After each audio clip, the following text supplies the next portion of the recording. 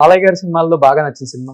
నాకు బాలయ్య దాంట్లో ఈ మధ్య అఖండ వచ్చింది అనుకోండి, దానికంటే గౌతమిపుత్ర శాతకర్ణ అనేటటువంటి పిక్చరు నిజంగా దాంట్లో బాలయ్య ఆ క్యారెక్టర్ కోసమే ఉన్నాడా, ఆ మనిషే ఈ మనిషి అనే డౌట్ వచ్చింది నాకు.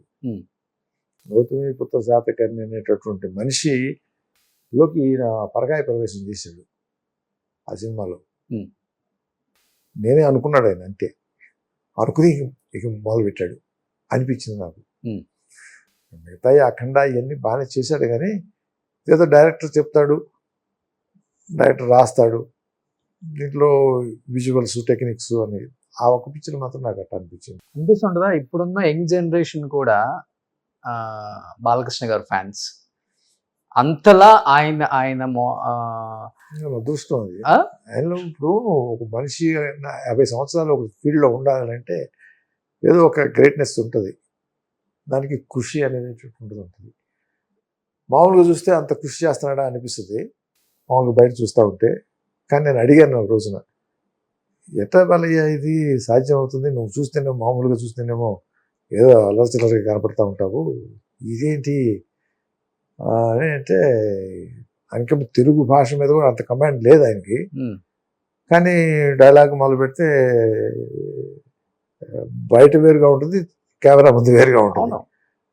మరి ఇంత దాన్ని నువ్వు ఎప్పుడు చెప్తా ఉంటావు కదా అంటే వల్లి వేస్తాడు. ఎప్పుడు వేస్తాడు? పొద్దున్న తెల్లారి 3 గంటలకు 4 గంటలకు వేసి వల్లి వేసుకుంటూ ఉంటాడు. వల్లి వేసుకుంటాడు. లేకపోతే సాధ్యం కాదు మనిషికి ఆ స్థాయికి ఇన్ని సంవత్సరాలు సస్టైన్ చేయటం అనేటటువంటి. అందులో యాక్టింగ్